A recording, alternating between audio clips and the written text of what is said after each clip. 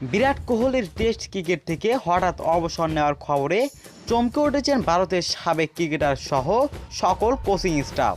তাই তো সাবেক কোচ ও দিল্লি রঞ্জি দলের বর্তমান হেড কোচ শারনদীপ সিং বিরাট কোহলিকে নিয়ে এক প্রকার বোমা ফাটালেন। বিরাট কোহলিকে নিয়ে কি বলেছে শারনদীপ সিং, চলুন জেনে নেই বিস্তারিত সম্পূর্ণ ভিডিওতে। সোমবার 12 মে কোহলি তার অবসরের ঘোষণা দেন।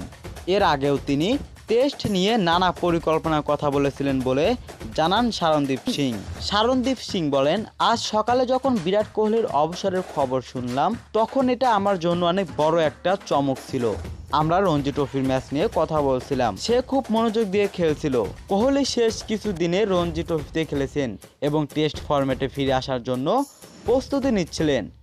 এমন সময় হঠাৎ করে তার এমন সিদ্ধান্ত আশ্চর্য করেছে কোচকেও। 36 বছর বয়সী কোহলি টেস্ট ক্যারিয়ারে 210 ইনিংসে 9,230 রান করেছেন।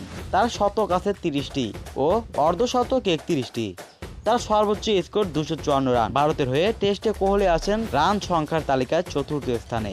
তবে ক্যারিয়ারের শেষ ম্যাচটা তিনি মাঠে থেকে খেলে যেতে পারলেন না। এর মধ্যে তার কোচের এমন মন্তব্য রহস্য জন্ম দিচ্ছে। তো ভিউয়ার্স, আপনাদের কি মনে হয় অবশ্যই কমেন্ট বক্সে জানিয়ে যাবেন।